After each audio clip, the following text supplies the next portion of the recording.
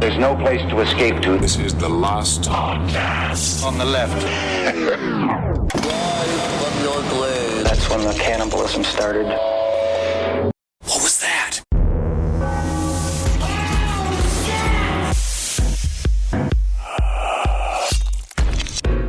You know what's one thing Jodi Arias never had to really deal with? A living boyfriend? I was trying... She dealt with a living boyfriend for about 5 months. Okay.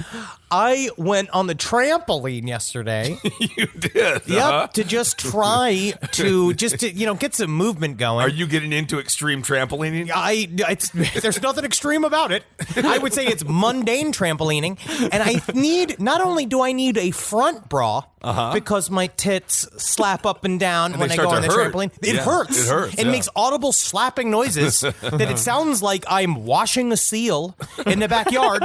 But now my back titties slap. Because you know, when you have I have front titties that wrap around to side titties that go all the way to back titties, that comes from the grateful gifts I was given from losing weight. Yes, from your Polish Jesus. So now I have a curtain of titty meat that goes front to back that all jumps up and down. And in that way, shape, or form, I've had it worse than a woman normally does. And just like Jodi Arias. Wow. You know what, Henry? You're brave for doing what you did. Thank you. Welcome to the last podcast on the left, everyone. I am Ben with Big Titted Henry, and Mark is Parks, who has no boobs at all. None whatsoever. It's flat up there. I mean, I'm talking negative A's. Negative A's, indeed. He's a real carpenter's dream. Yes, he is. I would lay that carpet. I don't know. I just mean he's a very capable apprentice. Yes, indeed he is. Well, speaking of capable, we are on to part 2 of Jodi Arias, and I just have to do this. It's the age of Jodi Arias. Age of Jodi Arias.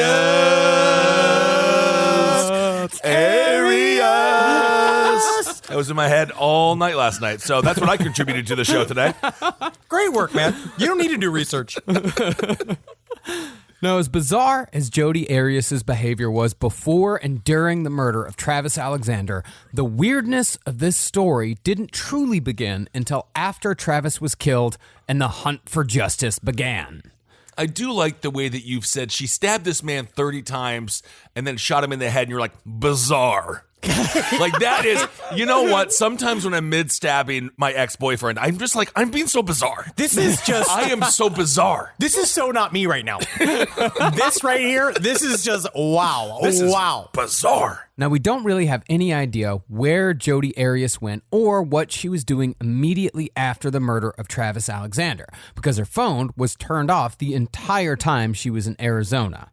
Most likely, Jodi was finding a choice spot somewhere in the desert to hide both the knife used to stab Travis and the gun used to shoot him, because neither murder weapon has ever been recovered. She spent, obviously, a significant amount of time hiding these weapons. I don't know if you need to spend that much time if you're in the middle of the Arizona desert, but she definitely did. She definitely, because she was gone for hours. Immediately, she was on the road. Anytime you're driving into Arizona and you're like, oh, that's right, better turn off my phone, you're always hiding a murder weapon. Every single time. What we do know, however, is that 6 hours after murdering Travis Alexander, Jodi Arias turned her phone back on 27 miles south of the Nevada border, and the first thing she did was call Travis's phone to leave a voice message. And this is that message.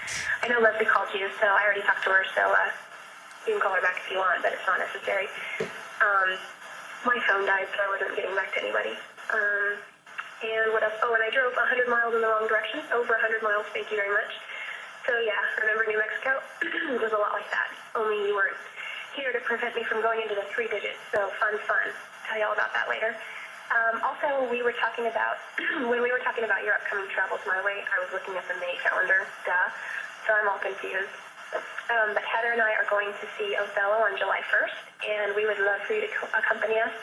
I don't know when Team Freedom's event is, though, but, it's on the list, so we could do Shakespeare, Crater Lake, and the coast, so if you can make it. If not, we'll just do the coast in Crater Lake. But let me know, and I will talk to you soon. Bye. She just stabbed him 30 times, shot him in the head, and slit his throat. And she spent a good amount of time composing herself enough to leave this voicemail message acting as if shit was totally chill. Yeah, but what she suggested was worse than death. It was, what are you going to do? You're going to go see Shakespeare in the Park with Jodi Arias and some other random ass chick? Why don't you stab me fucking 30 times and then shoot me in the head and then slit my throat? I'd rather do that. Sarcastic. I need a sarcasm font. The only good thing about that story is that he didn't have to do any of those things she suggested. What a nightmare. Well, she obviously wasn't in denial about what had happened because the entire murder had been planned so meticulously, from the theft of her grandfather's gun to the action of bringing gas cans from California in order to avoid detection. Instead, Jodi was covering her tracks by making it appear as if she didn't know that Travis was dead, to the point where she's essentially inviting his corpse to go to a Shakespeare festival. Weekend at Bernie's just got a little bit more boring. This is like such an overreaction on her part. She's like, I'm planning all of these things. You can tell she knows it's all bullshit. She was also trying to establish an alibi, saying that her phone had died and she'd lost the charger. Wouldn't you know it, she'd goofed and driven 100 miles in the wrong direction on her way to the prepaid legal conference in Salt Lake City. I mean, you're right. She's over-explaining everything. Has anyone ever driven 100 miles in the wrong direction? This is still, there's modern technology still back then, right? She had to shut off her iPhone to get lost. Well, this is 2008. I don't know. Did she have an iPhone? I think she might have had a flip. I think she had like a Nokia brick. Yeah, well, she might have. She's a cool chick. In other words, Jodi was so arrogant about her ability to deceive others that she thought investigators would listen to this message, think, oh man, she obviously had nothing to do with this, and just let her go free. She's like, wow, this voicemail is incredible. This is really good. This is one of the better voicemails I've ever heard. But speaking of Salt Lake City, by the time Jodi turned her phone back on, she was 24 hours late to a meeting with her new boyfriend, Ryan Burns, in the City of Mormons at the prepaid legal conference, which, as far as everyone in her life was concerned, that was the reason why she'd left California that week. Everyone thought, oh, Jodi's going to Salt Lake City. She's fucking this new guy. Sure. And the guy expected her there on June 4th, but when he was expecting her there was the time that she was fucking Travis Alexander in anticipation of later killing him. And Ryan Burns' entire deal is just been like, I don't know why it took her so long, but, you know, I just figure girls... Like that was him on the stand. She's putting on makeup. I don't know what she's doing, but I was just sitting here waiting for it, you know, because their text exchanges back and forth were starting to edge into the sexual. But right. I found a website that had all of Jodi Arias' correspondence, text and email via Travis Alexander and other people just in a row, like in a timeline. Uh-huh. And during this time period, she started planting the seeds with Ryan, and then I think the words that he used were, when you get here, make sure you don't play hard to get. When she'd roll into town. So she had been setting all of this up, but Ryan Burns didn't know that he was just an alibi. After she turned her phone back on, she called up Ryan and gave him the same excuse concerning the dead phone in the wrong direction, and Ryan, presumably under the same spell that Travis had fallen under, said, fine. Just make it here when you can. Got that coochie fever. He's got coochie fever indeed. But to be fair, well, not to be fair in any which way, but she does have a nice voice. She has a wonderful voice, and we'll see that she has an absolutely beautiful singing voice. Oh. It's fine. I wouldn't say she's like Adele. I don't know. You know what I mean? She's not an incredible find. It's not like I'd hear Jodi Arias singing at the gas station like they did with Toni Braxton. In context of her being a murderer. Again, you're right. She is a 10, and when it comes to singing, I'm sure she's making a lot of her fellow inmates happy nowadays, just singing random lullabies to them. Herbert Mullen was a good singer. No kidding. Meanwhile, Travis Alexander's body was still tucked away in his own shower, waiting to be discovered. Although that discovery would take a ridiculous amount of time, considering the fact that 2 other dudes also lived there. 2 of the thickest boys to ever play Call of Duty lived in that apartment with him and did not look at the blood, didn't look at any, because I have not found any documentation that said that they were in and out of that apartment. They obviously weren't there the night that he was murdered, because he was murdered and because he was screaming, right? So, and God knows what he was doing, and the gunshot, no, unless they were just straight up had their fucking cans on and just were deep into Cuphead, but while looking at porn on their phone at the same time, just like, yeah, Yep, it sounds like Travis is choking on something, but he's not knocking or anything. So. No. Well, it's not like they didn't notice something was amiss. I mean, the day after the murder, Travis's roommate Enrique came home to find the house locked, which was unusual for Travis. He never locked his front door. This is fucking Mesa, Arizona. So, Enrique used the keypad code for the garage and saw Travis's car was there, despite the fact that Travis was supposed to have gone to Cancun and there was obviously no life whatsoever in the house. Some might say it was eerily quiet. Yeah, you know. But then you're like, fuck yeah, I could jerk off in the living room. As soon as you see every meal, I don't know where Travis is. It smells like pennies in here. Oh, well, I guess you won't miss any of these Doritos.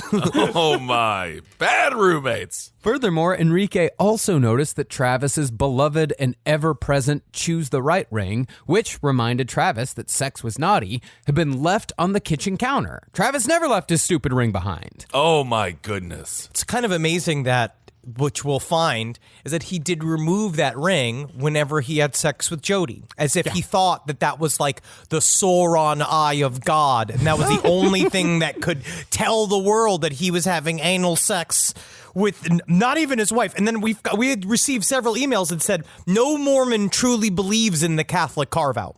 But there's the other thing I heard was that Mormons do call it the poophole loophole. Well, that's a fun place to be. But despite all these red flags, Enrique just shrugged, said, ain't my business, and just went about his day. Yep. Technically, he's a great roommate. The power of the roommate to not get involved in a murder trial, because they know on some level, I think all roommates that you barely understand what they do for a living, they have on a cellular level an understanding of like, I really feel like if I ask a single question, I might, like a lawyer or a cop might speak to me, and then they'll know, like, I'm high. You got things to do. You got to go to Cancun yourself. You can't spend all this time at trial. They'll fucking know I'm high, dude. They know I'm holding, dude. They will know you're high. But that's not to say nobody noticed Travis's sudden disappearance, because he was on the books for a big prepaid legal conference call the day after his murder. But while friends showed concern at his absence, they still didn't check in on Travis physically. T-Dog was just left, man. Well, I mean, the sad thing is that, like, one of his friends was actually texting him all night, being like, you better be dead, dude. You missed a big fucking call, bro. And he felt real bad about that after. Yeah, you should have. Yeah, that's fine. Meanwhile, Jodi had arrived at the apartment of Ryan Burns in Salt Lake City and had sex with him less than 24 hours after murdering Travis. I don't know what everybody's saying. Jodi's pretty chill. I think she's pretty cool. Pretty cool chick. However, Ryan did notice a couple of odd things about Jodi upon her arrival. She didn't act differently in any way whatsoever. She was still the same old Jodi. But Jodi had just dyed her hair brown, whereas the last time he'd seen her, she'd been a blonde, a switch that again points towards premeditation. And speaking of premeditation, on her way to Salt Lake City, Jodi had been stopped by a cop because the license plate on her rental car was upside down, which meant that Jodi probably switched plates with someone while she'd been in Arizona and had switched back to the originals, either in the dark or in a hurry.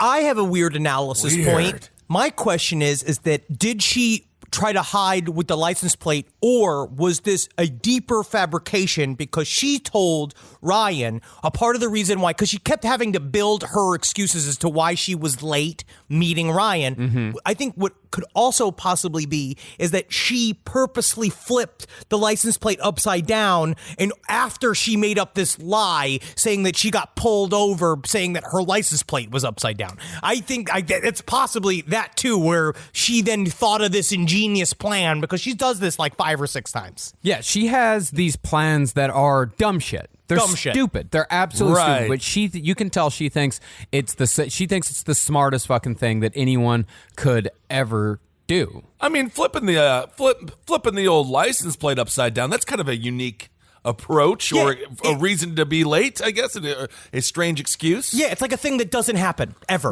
Like it's a made up thing. It's a thing that, why the hell would that happen? Who do you know if it's difficult to hang it upside down. Some cars have different nuts, bolts on the tops of the license plate for you to flip it upside down. Yeah, she said that it was a prank that a bunch of teenagers had pulled. It's horseshit. It's a funny prank. That's just though. horseshit. That's a funny prank because when you're a teenager, you flip the license plate upside down and you look at it.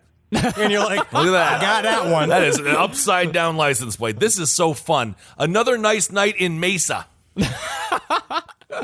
Additionally, Jodi's hands were covered in bandages and little cuts, which Jodi said she got at the restaurant where she worked, but were in fact the types of self-inflicted wounds most people have when they stab another person repeatedly that doesn't want to be stabbed. Now remember, a big part of Jodi's trip to Salt Lake City was the prepaid legal conference, which meant that there were plenty of people in attendance who knew Travis and still believed that he was alive. Travis was a big name in prepaid legal. Of course. This, I think, was all a part of her plan, because she probably expected Travis's body to be found quickly. And if that were to happen while she was at the conference, she would not only have been the center of attention, but she would also have plenty of people who would bond with her grief and later become defenders should she need them.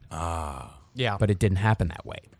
Instead, Jodi had to spend the whole conference pretending Travis was alive, telling a mutual friend that even though she and Travis were no longer together, they would always be friends. Oh, I mean, I guess they can still be friends. Well, this came from, if you read their deeper correspondence, talk about horseshit, because Travis Alexander to everybody else pretended Jodi and him were done. Right. They didn't even have contact anymore. Meanwhile, you look at these long-winded emails that they both send back and forth talking about the moments they shared and how much love and how like he's never come so hard in his life. And that's why when he's with her, he shoots massive loads. Wow. Because everything that she does turns him on. I mean, meanwhile, she's saying stuff like, I do sort of understand that when I was your girlfriend, you didn't want to refer to me as your girlfriend because you just wanted to appear as a motivational speaker, as a single available man, and that I understand. But now I need you to claim me as your friend. I need you to tell your friends that we are friends and stop not acknowledging me and not tagging me in pictures on Facebook. It turns into Well, this. you do want to tag her in pictures on Facebook because then the world knows that you guys are buddies. She does not, but he did not want that because he was both afraid of her and deeply sexually still involved with her, even though they were supposed to not be talking anymore. So she shows up now as this new thing, be like, well, Travis and I were talking over the weekend. Meanwhile, she just killed him. Yeah. And they are all being like, okay, Jodi, I thought you and Travis were like broken up and stuff. She's like, yes, but our story is a mythical tale of two souls that fly together, not together in hand, but together in a trip like birds that fly together in a flock. And you're just like, It's amazing she's keeping all this together, though. she's a psychopath. She's a psycho, but yeah. Straight up sociopath. It just doesn't fucking register with her. Okay. Well, after the conference was over, Jodi went back to Eureka and stopped by her parents' house to tell them that she was most likely gonna leave town. When they asked why, she said, quote, because I might be blamed for something. That's really ominous and scary that you said that, Jodi. Like, what do you think you'll be blamed for? Having a license plate upside down? I was looking at this Mormon reading that said something along the lines of, if thou doth smelt him, then thou doth dealt him. So you're saying that you farted and you have to leave. I just can't deal with the shame of my poo-poo flakes being up in your nostrils, mommy. Everybody farts. It's okay. Well, she wouldn't tell them. You know, she said this cryptic shit, and when they asked, like, well, what might you be blamed for? She'd go, I don't want to talk about it. She also was supposed to she had very little contact with her parents to begin with. Yeah. And they had a very chilly relationship on the whole. So she was just almost like, in my now I've been so deep in the mind of Jodi Arias the last like 5 days, like just watching her speak on the stand, that you can kind of see this sort of minor aggression towards her parents, because to everybody else, she was calling Travis's parents, being like, I don't know where he is, and like going out of her way to text Travis's friends, being like, have you seen Travis? And then, but to her parents, she was like, I don't know what the fuck's gonna happen to me, and you're gonna have to deal with it. And then they just leaves. Meanwhile, because it's like another thing, like she did it to hurt them too. Yeah. It is tough being a parent. Because what are you going to do when you seriously, what do you do when you have a psychopath kid? What do you do? Like, that just sucks. I don't know. It's very scary. I don't know. They didn't help, but they also... They didn't hurt. What were they going to do? I was talking Their about kid's this with... just a crazy person. I was talking about this with Natalie. It's like when it gets down to it, it's like you can have mental health issues and you can deal with stuff and be beaten and do this stuff, and none of it is an excuse to stab somebody 30 times. Definitely not. Yeah, it doesn't matter. Good grief. Well, at this point, the oh fuck reality might have begun to set in. Because while Jodi had done pretty good in covering her tracks before the murder, her follow-through after the murder was surprisingly lazy. It was very half-ass. For example, when she returned the Ford Focus she'd rented to drive to Mesa and kill Travis, the agent who took the car back in, a man named Rafael Colombo... Ooh, hello, sir. He noticed that the floor mats were missing, and the front and back seats were stained with what appeared to be, in his words, red juice. Called another sample of the power of denial, where he's just like, must be some kind of red juice on this. Of course. This is juice. Well, this you is know not how many- evidence. This is just juice. Juice isn't evidence. Well, every time we're on our road trips, how we need all of the red juice, how we always stop and get red juice, and we drink it, and then sometimes you spill a little bit, How many times? Because the only proper way to drink red juice is to pour it 12 inches above your mouth and try to catch it. Yeah. Nothing better than road clamato. I mean, she could have gone to a Pep Boys and replaced the floor mats. She could have done a much better job of cleaning out the red juice.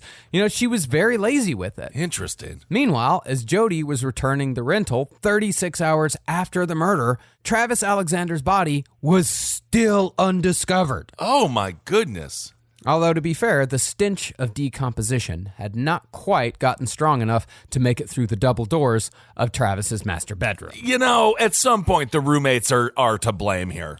I mean, they are just... not that they could have saved him or anything, but No, I mean... it's a lot of time. It's the power of denial. It's very, very powerful. And all this time, Jodi was still sending texts to Travis's phone and sending emails asking why she hadn't heard back from him, while continuing to make crazy threats by telling him she was planning to sleep in his bed at his home during his upcoming trip to Cancun. You see samples of the way she must have spoken to him in like when she turns cute, because she sends an email, again, after stabbing him 30 times, shooting him in the head and slitting his throat. She sends an email joking about, she's like, well, maybe when you're gone in Cancun, which I understand you're going with, you're just doing a trip on you, just you having you time, that I understand. Maybe I'll just go in through the doggy door again and make myself some brownies and sleep in your bed. JK, winky face, winky face. Well, he's having the ultimate alone time. He's dead. Yep. This is horrible.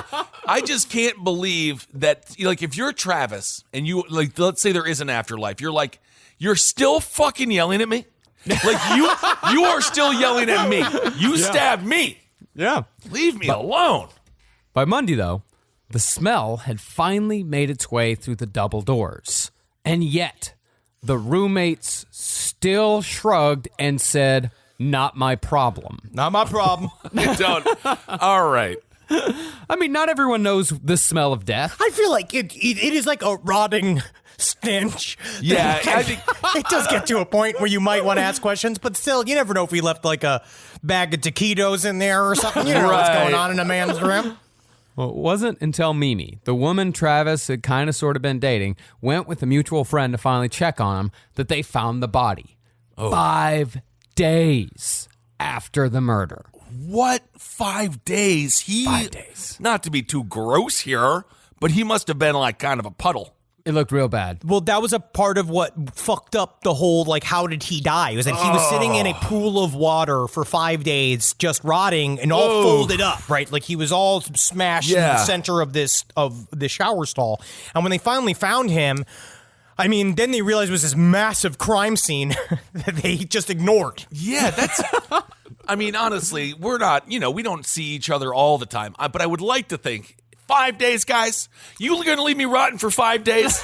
I'd be looking for you for 5 days, but mostly it'd be like, where are our shows, Kissel? That's the problem. Yeah, that's the problem. Now, of course, the interviews started immediately. And when investigators began asking Travis's friends and family who might have done this, every single one of them joined a resounding chorus that said over and over again, Jodi Arias. May? No. Detective Shitnips over here. I've seen her beaver. There's no way she's guilty. That beaver's an innocent beaver if you ask me. But at the very least, one friend did give Jodi the benefit of the doubt and called her to tell her that Travis had been murdered. I would love to hear Jodi just be like, what? What? You hear it several times. She does this act many times until she finally morphs into the Travis abused me storyline. Well, finally, Jodi was able to unleash the performance that she'd been keeping secret. She sobbed and called every mutual friend they had to make sure everyone knew how distraught she was about the whole thing. I think that this is the moment she was waiting for. I think that there is I don't know what you diagnose her as having, and no one agrees as to what her deal is, what her bullshit is. But there's a narcissistic stripe that shows that she was excited for the reveal almost, which is why I think she stopped being as meticulous about her cover-up story, because then it started becoming, when's it going to be about me? When's it going to be about me? When's it going to be about me? I've been waiting to tell everybody this story, this quiet story. At first just being the ultimate victim, right? Of being like, what am I? Now the whole world is going to ask about our relationship. Like, literally, I can tell everybody now about the drama of Jodi and Travis with the fucking camera in my face. I can't wait to tell everybody what great friends we were. What Jodi didn't know, though, is that when she was calling all of her friends individually, the cops were circulating through that same friend circle to inquire about Travis's relationship with Jodi. In fact, one group of friends, all gathered in grief, got a call from Jodi at the exact moment they were telling police that they thought she was probably the one who'd killed Travis. Damn. Now, the crime scene the cops found was obviously fucking brutal, because while Jodi had taken great care to clean the blood from Travis's body, she didn't really clean anything else. The sink was spattered with blood. There were pools of blood on the floor where Travis stumbled after being stabbed in the back. There was a big pool where his throat was slit, and blood was smeared all over the tile floor of the bathroom and down the length of 2 separate walls.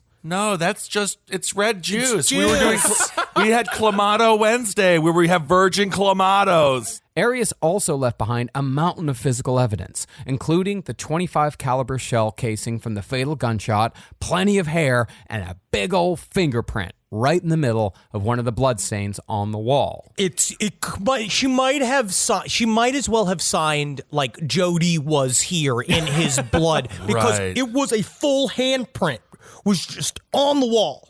But despite all this, Jodi went full steam ahead with her plan, thinking that if she played the role of the grieving lover all too willing to help with the investigation, the cops would be so beguiled they'd never consider her as a suspect.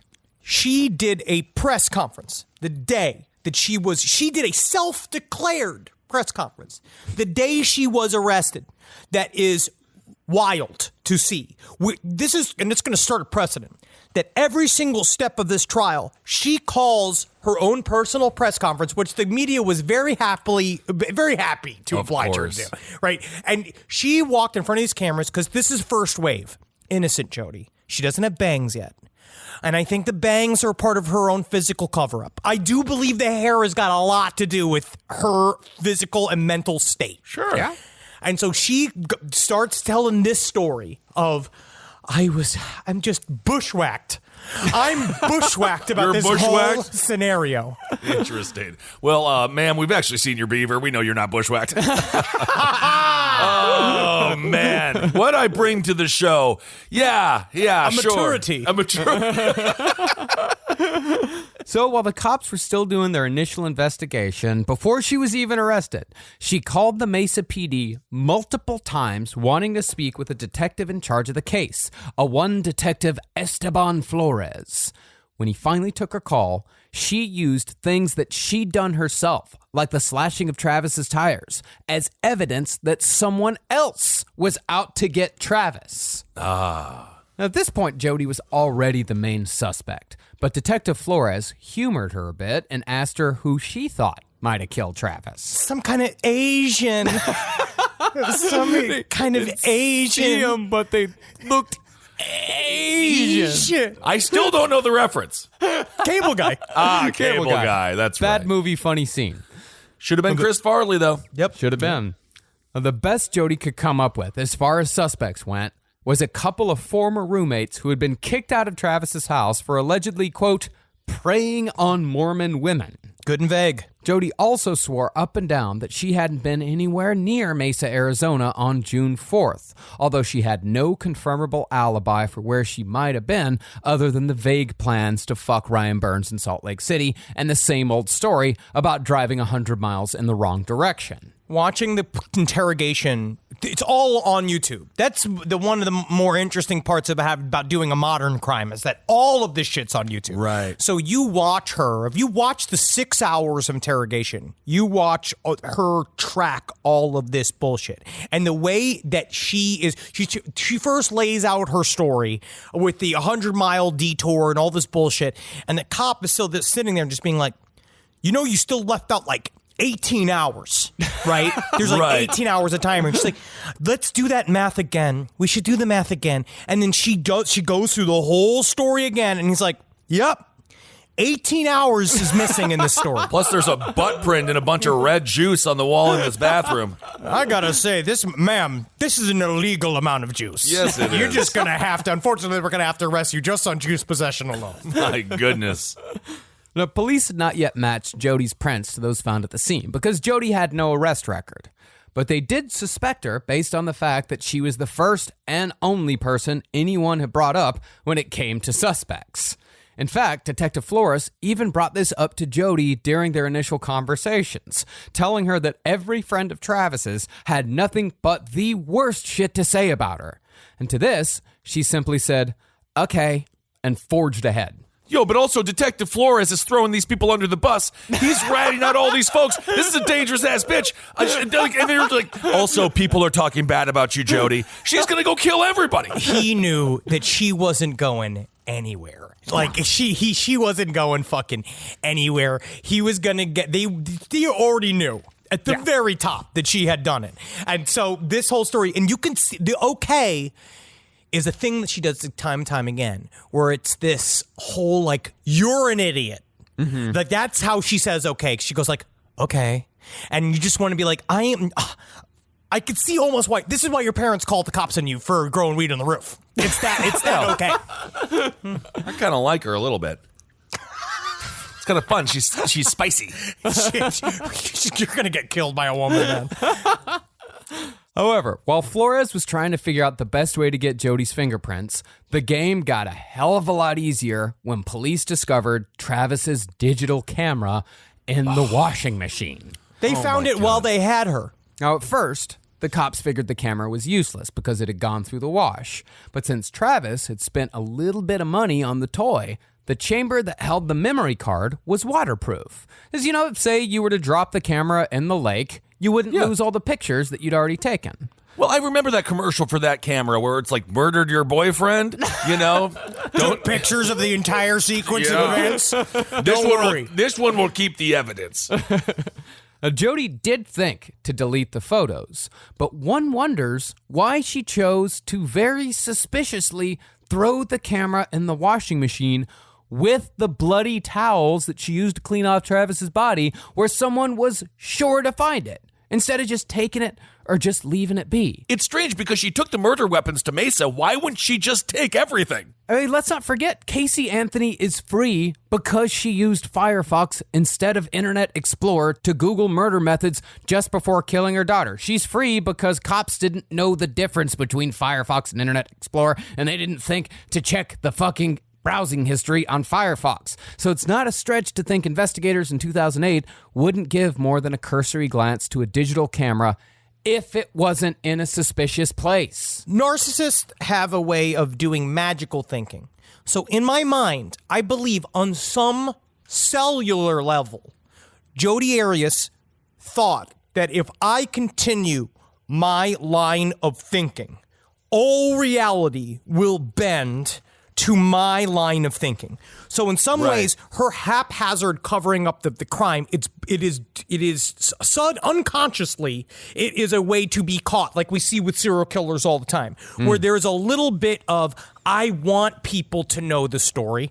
Also, there's just a straight up carelessness where you're wrapping up all the shit and you're just like, fuck it, fuck this. Because in the end, I'll make this up. We'll shoot it fucking live. We'll shoot it live. Where you're like, once I'm fucking in the captain's chair of this whole fucking case, once they finally put the spotlight on me, everyone's going to believe me. I'm going to set this whole thing straight. Right.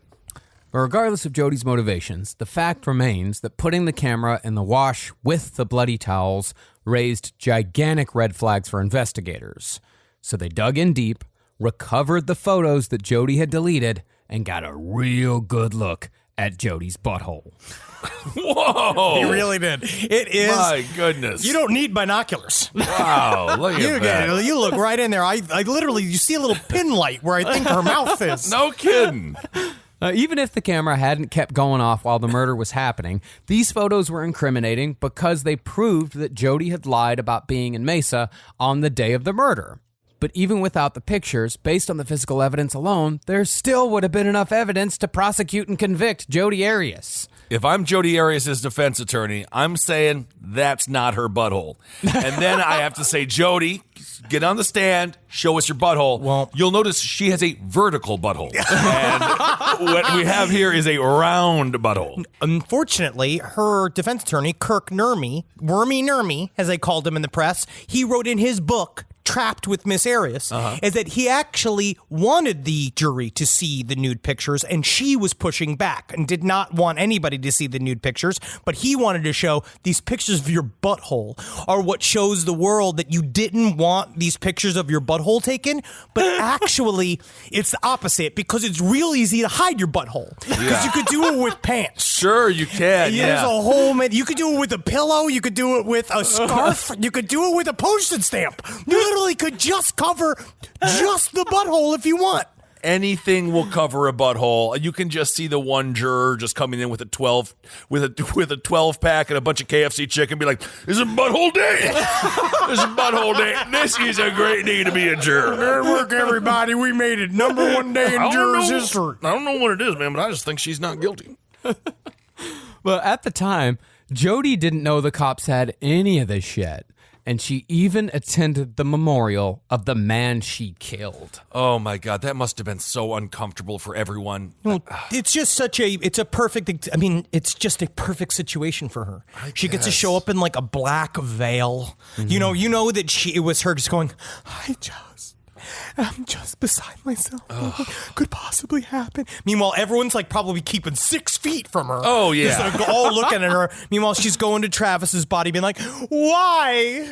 Why? And just kissing his dead lips, being like, one more before he goes to heaven to see Moroni. Yeah, all right. Well, finally, he has his own planet now. That's the only thing he ever wanted. I hope he does. I hope he does. I don't know if he'll get one for how much space exploration he did to my butthole. To your butthole. Great. After the memorial was over and done with, though, Jodi was called in to Mesa PD and was asked to give fingerprints after, I don't know this for sure, but she was probably told, like, hey, you were Travis's lover. Your fingerprints are all over this bedroom, so we need your fingerprints in order to eliminate your fingerprints, because we need to make sure you're not guilty, lady.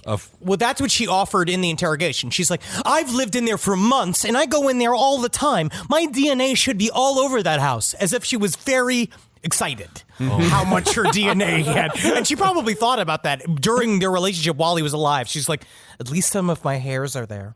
And once those fingerprints were matched to the one found smack dab in the middle of the bloody palm print in Travis's bathroom hallway, Jodi Arias was arrested and charged 22 days after the murder. Okay.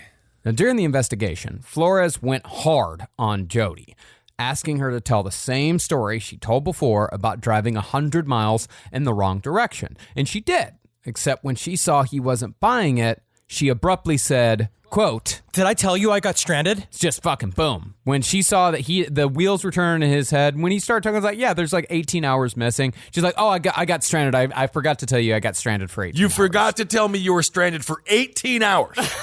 It was crazy. You just forgot that? I was up a tree. I was in a nest. You were in a nest. For a period of time, yes, I was acting as if I was a bird, but that was to not to disturb the other birds. Okay, so what were you eating? How did you stay alive? Digested worms. You were eating worms I in let myself a be nest. fed. I was stranded. You were stranded in a nest eating worms for 18 hours. And some of those little birds were saying that they had a plan to murder Travis, my beloved boyfriend. In rebuttal, Detective Flores first brought up the fingerprint Jodi had left, but she said that her fingerprints were probably in the bathroom because that's where she gave Travis's pug Napoleon a bath. So of course her fingerprints are everywhere. Then Flores told her that he had absolute proof that she was there, to which Jodi said, "No, you don't." And that's when Detective Flores showed Jodi a photograph of her own butthole. Timestamped June 4th. That's good. That's a heavy time because she did. Damn, I didn't know you had butthole footage. If you would have told me you had butthole footage, I would have changed this entire story. She does this.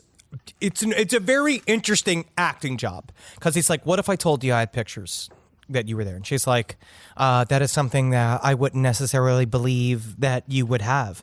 And he's like, well, let me just show you some pictures. Show one picture of just Travis. And she's like, that's Travis. And she's just like, yes, so. And she's like, and this is another picture of Travis. This is a picture of you nude in pigtails, front, face forward. And she was like, that looks like me. Yeah. She said that, which is an interesting defense. And then he's like, and then there's this picture, and he shows a picture of her own butthole and vagina, and she just looks at it and she goes, "Wow." We'll call this Exhibit A and B for ass and butthole.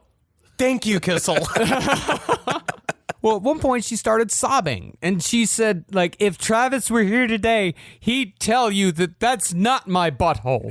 That's It's somebody not else's butthole. Travis would tell you. He'd tell you. It is never a good day when you're in court crying, looking at a picture of your own butthole. That's like one of those where it's like, how did I get here? I wonder what happened. I wonder what How happened. did I end up in court crying, looking at my own butthole? She also does this move that we'll see in the trial as well, where she puts her forehead on the table with her hands covering her forehead, making crying noises, only to emerge and see no tears there. Oh, my God. You see this again and again, that she does this move where she doesn't want, she goes, and then she gets up and looks forward and just see no tears, just like straight face. Instead of owning up, Jodi claimed that someone had to have switched the memory cards, or Travis had to have been sleeping with a woman who looked exactly like me, or you cops have probably photoshopped my face on someone else's body. And it's like, lady, do you know how cops work? They are very lazy. Yes, that is not happening. You photoshopped my face on somebody else's butthole, and I know it. But Flores, he wasn't budging either. And he told Jodi that, hey, this is pretty much the most amount of evidence I've ever had on a murder case in all the years on the force. Oh, my God. Eventually, Jodi accepted she was being arrested, but instead of asking for a lawyer, she said, I know it's really shallow to ask, but would it be possible if I could clean myself up before I take my mugshot? Well, First you step. want to have a nice mugshot, I guess. She knew she was going to be famous, I suppose. It's weird though, because if this was any other story, it might not have been.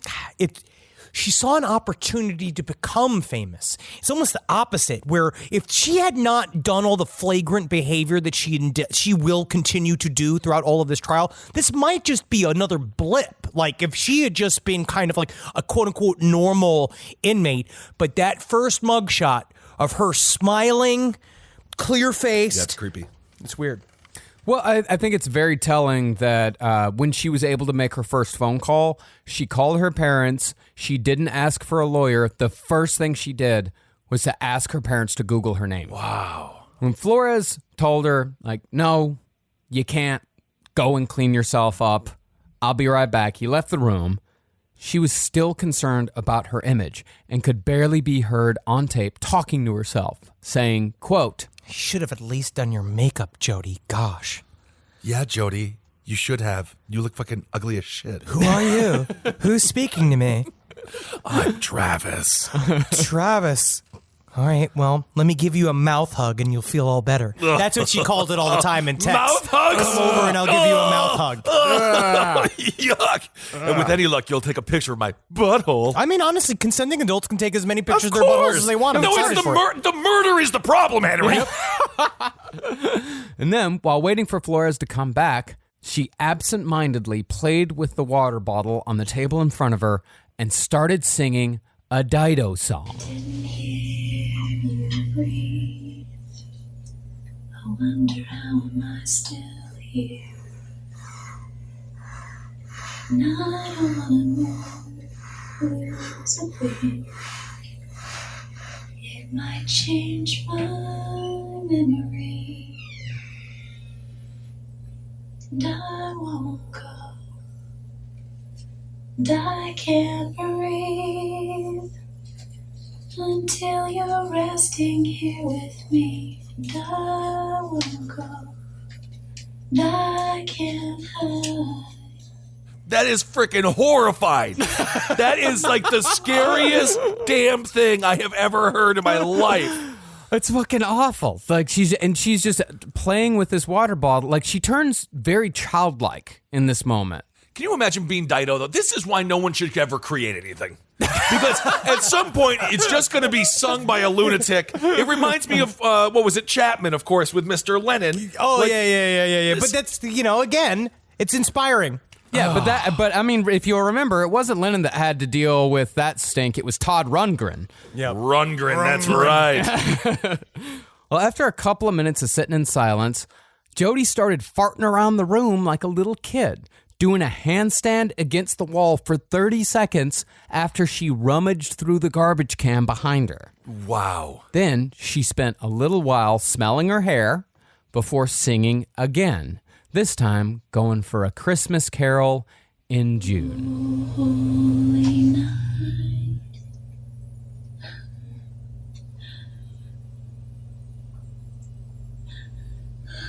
The stars are brightly shining.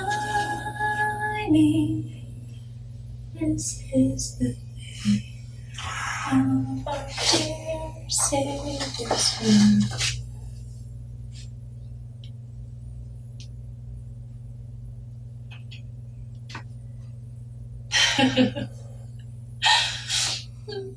It does kind of put you in the Christmas spirit, though, doesn't it? It does.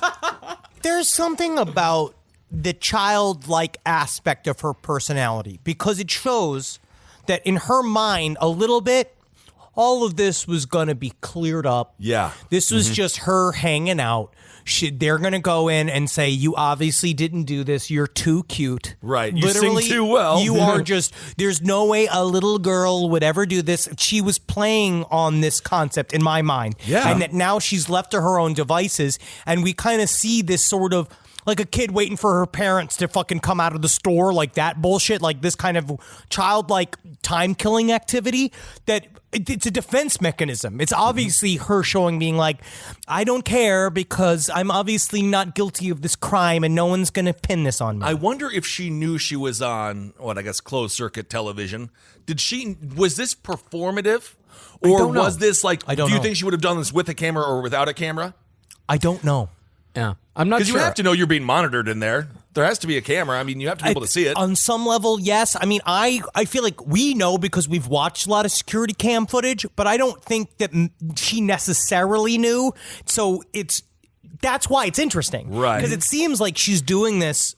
I think she might not have known. Yeah, I don't think she did. This was something else. This is an interior thing where it was self-calming. The singing was self-calming activity, and then the rest of it was just to show how little she was concerned with what was happening. Now, after all of this evidence was presented to Jodi, it became very obvious that she'd need a story that placed her at the scene but absolved her of responsibility. If she wanted to avoid the death penalty, because this is fucking Arizona after all. Right. So this is going to be a tricky tale she'll have to spin here. So when Detective Flores brought her in again almost 3 weeks later, she'd had plenty of time to think of another story, and in the tradition of Casey Anthony, this one was a cinematic whopper on par with the most cliche of crime dramas.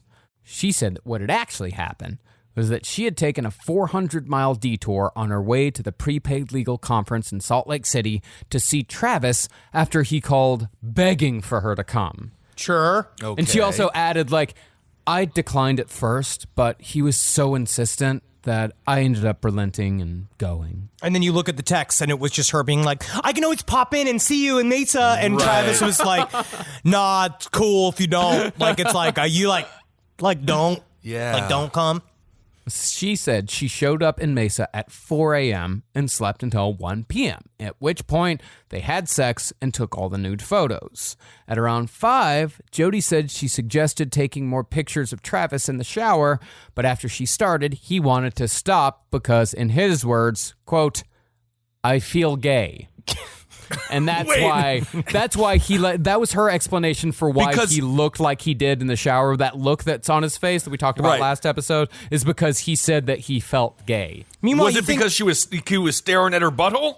I mean, I just don't really understand it because you just had sex with a lady. That's the opposite. Well, he probably didn't say that. No, he definitely didn't say that because it doesn't make any sense. But as Jodi was telling Detective Flores the story, she suddenly stopped, put her hand over her mouth, and wept. And here's where the doozy begins.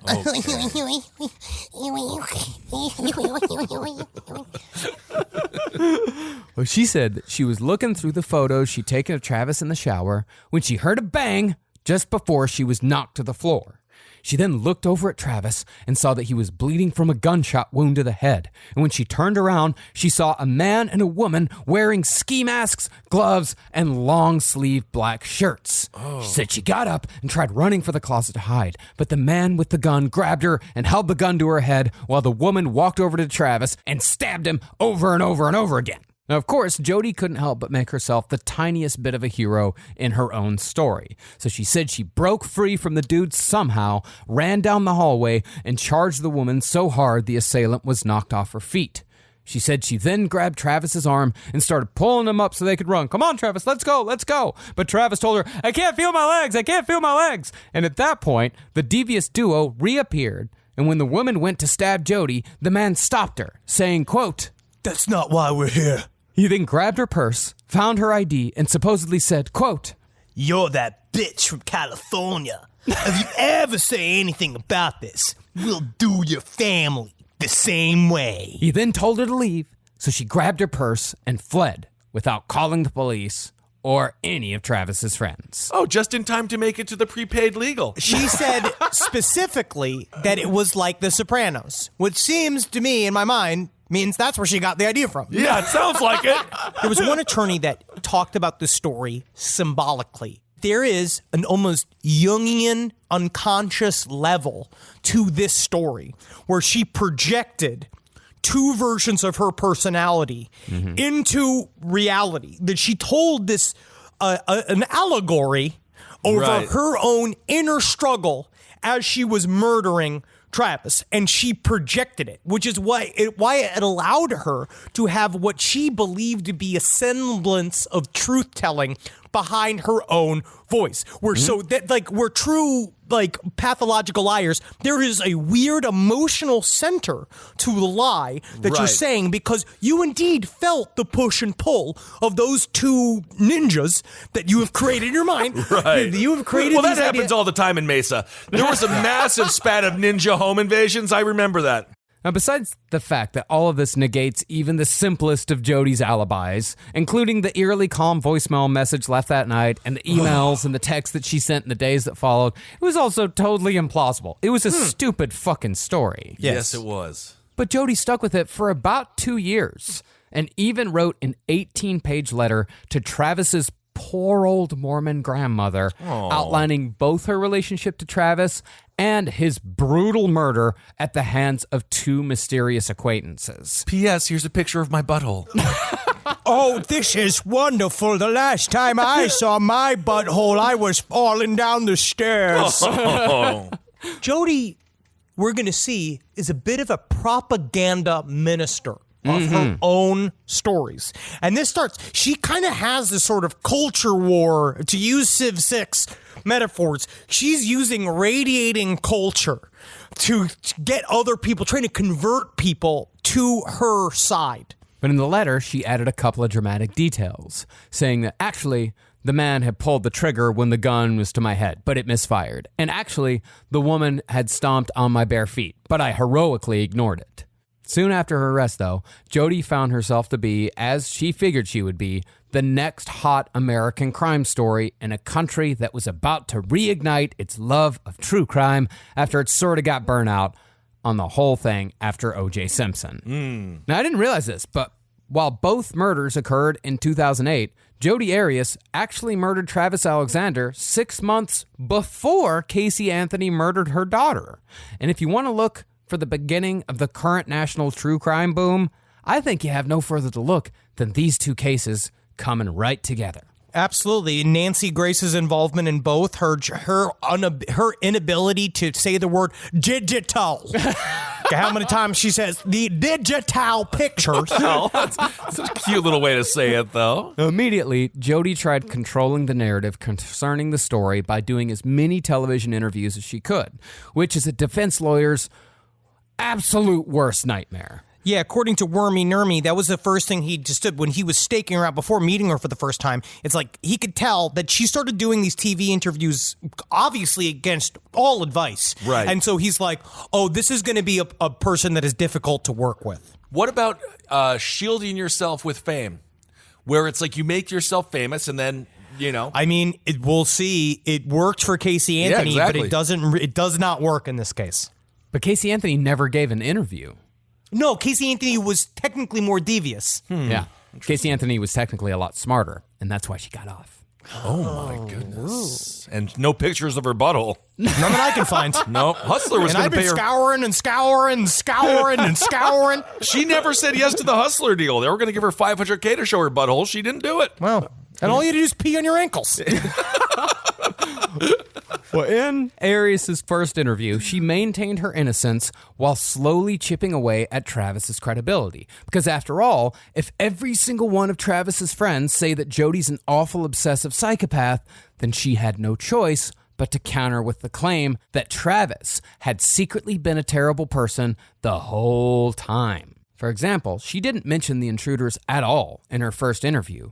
Instead, over a terribly boring 20 minutes, she talked about her relationship with Travis, his obsession with her, and how much she loved photography. She is such a boring fucking person. God But damn. you also see that it was before she thought the cameras were on, asking for makeup again. Yeah. Doing the thing where being like, can I freshen up? And they brought her makeup and they filmed the whole thing as she's laughing and smiling. And this is before she even tells the first round of the story. This is her just being like, Travis was he just had so much blood that I think some of it just popped out of it. It just popped out. Yeah. But the next interview was with Inside Edition, the first big national piece on the crime.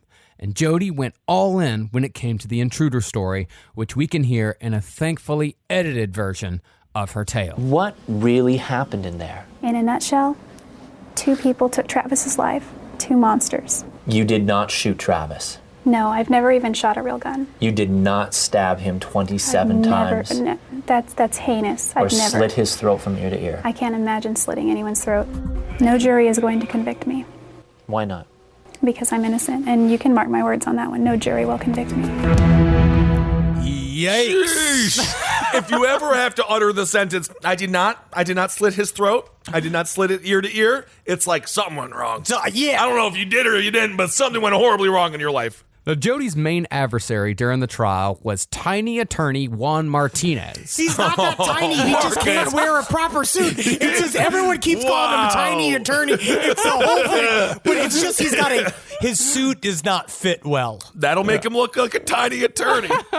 It's really nice here. As you can tell, my defense attorney Dorf on lawyers. Oh, little Dorf. Conway. Tim Conway. Well, Juan Martinez, he had an extremely high conviction rate. I mean, he had 300 cases under his belt, and he won the majority of them.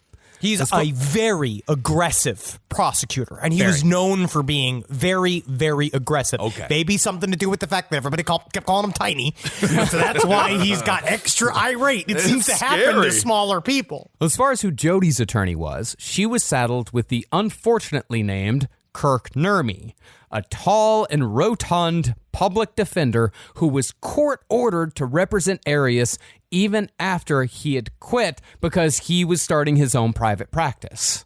He was trying to get out of this case for a long time. Yeah. According to him, he was trying to get out of this case for a long time. But I don't know why. It Sounds like a nightmare. It was at the very beginning because he didn't realize how high profile it was going to be. According to him in the book, it started as this like run of the mill thing, and then he watched the Inside Edition, and he was like, "Oh no, this is actually going to be very difficult." I want if you're a defense attorney out there, side stories, lpotl@gmail.com, what do you do when you know the person you're defending is guilty? He says in his book, this is the first time I really saw the defense attorneys, the other side, but correct me if I'm wrong, defense attorneys that are listeners, but he said when you get handed a capital trial, that in his purview, and what they were talking about from in terms of the state, the goal for the defense is just to save the defendant's life. Okay. That they are just trying to not get her killed on the electric chair. And so they're looking for a first-degree murder. They know that they are, more often than not, they're going to be convicted of the crime that they're up against. But they're just trying to keep them from the chair. Sure.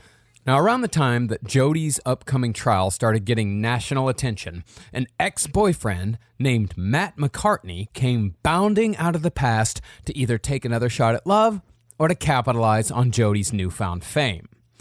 I'm here, Jodi, and also, here's a dove. Whoa! You brought this all the way through security? Existing in Jodi's life between the gas station vampire and the 40-year-old chain-smoking alcoholic, Matt McCartney was a practicing magician who became Jodi's most ardent supporter, of which there were many.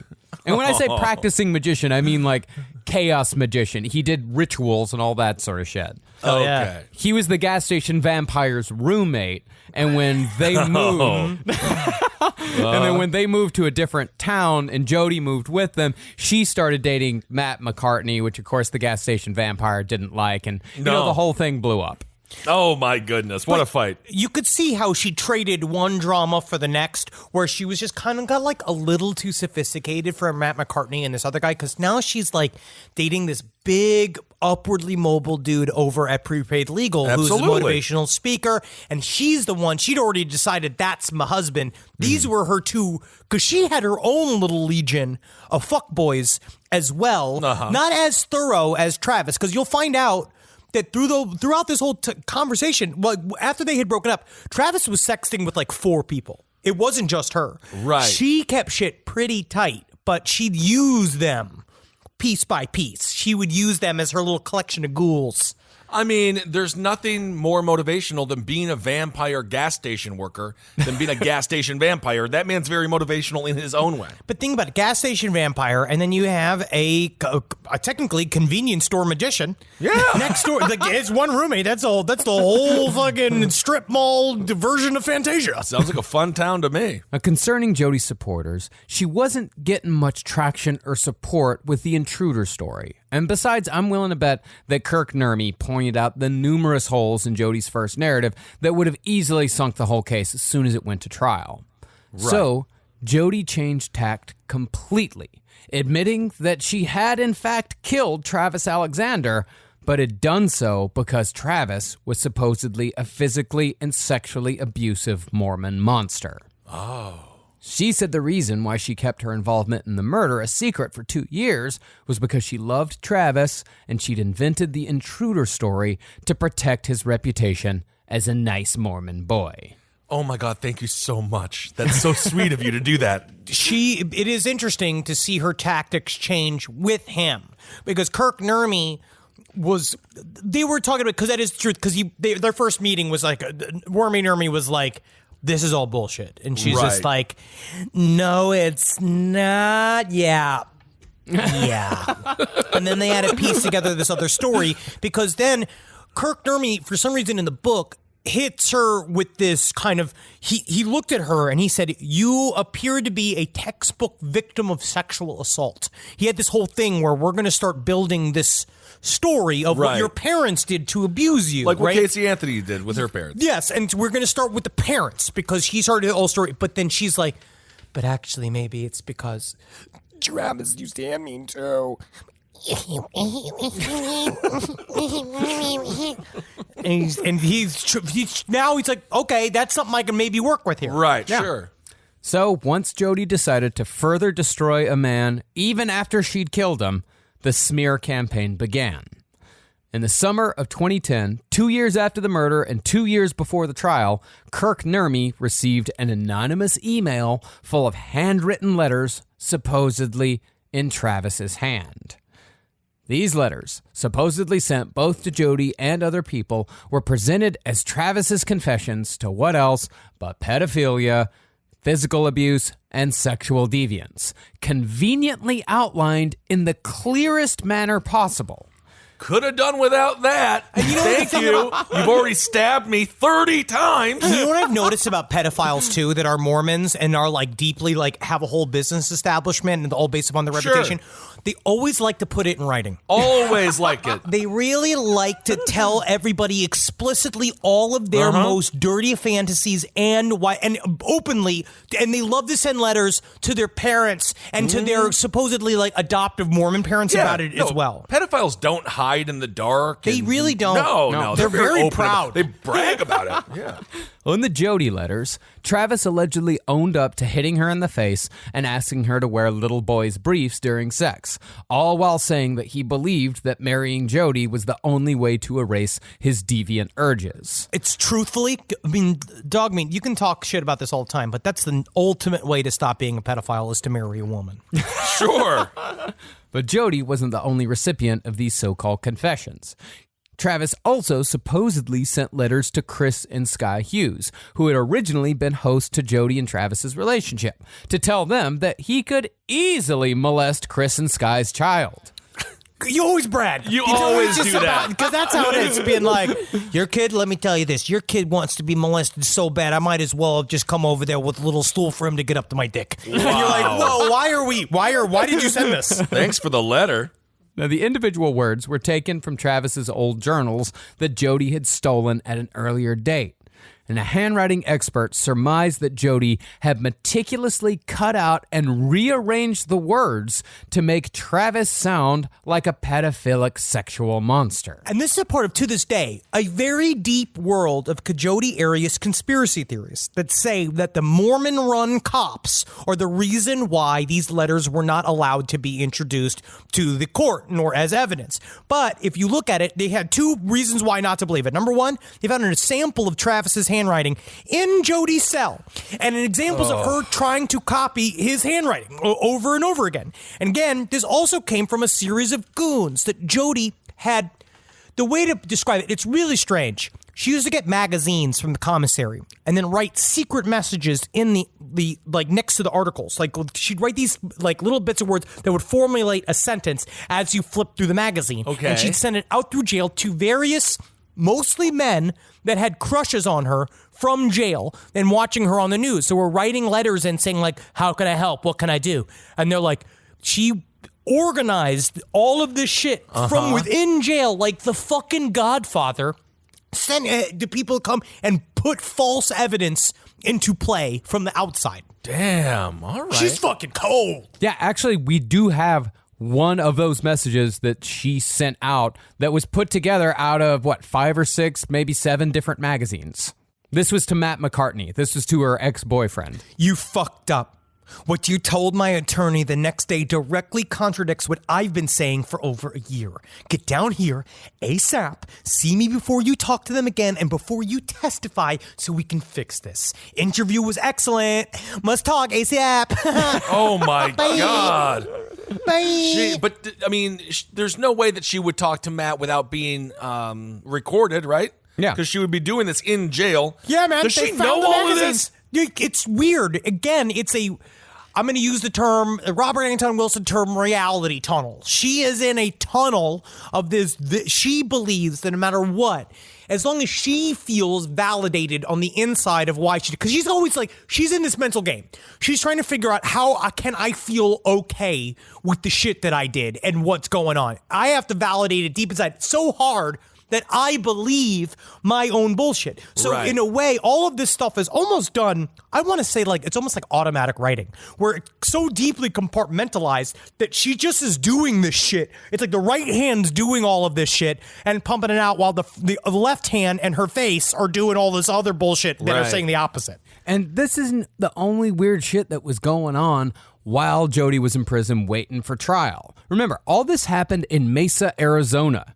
And back in 2010, Mesa was still under the rule of the infamous fascist Sheriff Joe Arpaio, who, yuck. as we all know, Joe loved making a splash when it came to the treatment of inmates. Yes, he did. Now, most of the time, Joe kept it to just plain torture, forcing inmates and undocumented immigrants to live in tents in 130-degree heat in between forced chained marches through the desert, wearing nothing but pink underwear and flip-flops. But when it came to Christmas 2010 and a high-profile inmate, Arpaio tried the other end of the spectacle spectrum and dressed up his detention officers as a bunch of Santa Clauses and organized a talent show with the female prisoners that had a top prize of a turkey dinner and a stocking full of presents. That's a pretty sweet top prize, to be fair. I mean, I want a turkey dinner. Yeah, turkey dinner, very good. Tryptophan's a lie, by the way. It doesn't make you tired. I mean, tryptophan's not a lie. The idea that it makes you tired is a lie. Yeah, I think it's about the amount of food that you eat on Thanksgiving is what makes you tired. It's all the whiskey.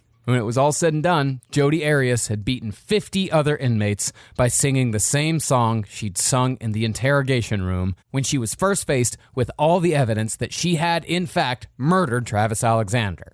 And the whole thing was caught on tape. Oh, holy night, the stars are brightly shining. It is the night of our dear Savior's birth.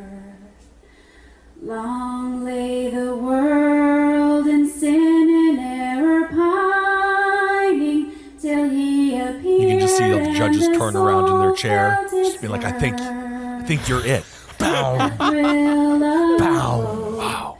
The weary world That's a no for me, dog. rejoices for yonder a new and glorious morn. All right. Get out of here! Wow. Shut up! Yeah, I thought you were going to do the butthole trick. You're just singing? Okay.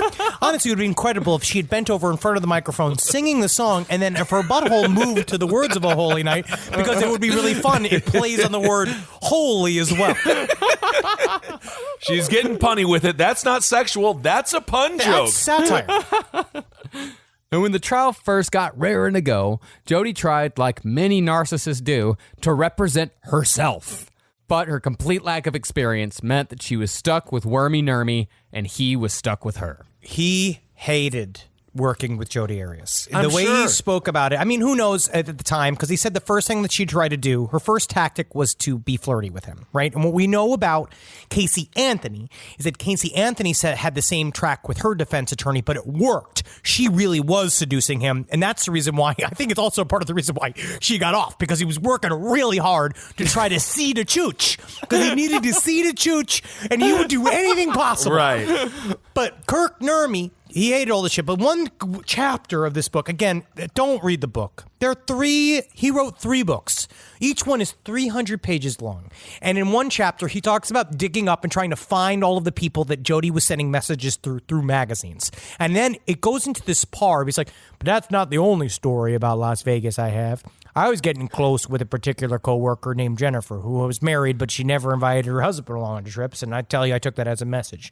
So Jennifer, she actually invited me to go to an Air Supply concert. And I'll tell you really? this, Air Supply is one of those bands that people, no one will admit to being a fan of. But I tell you what, you go to see one of those concerts, and you're transported to a place that only Air Supply can take you to. And I was there, and it's this long breakdown of how great Air Supply is and how fun Jennifer was. But Jennifer was married, and him and Jennifer could never really, even though she was sending him signals, or he thought she was sending him signals, but now he knows that they are happily married, and he needed to look on himself and wonder why he was looking for signals from a married woman. Absolutely, Wormy Nermy. Happy you put that in a book about Jodi Arias.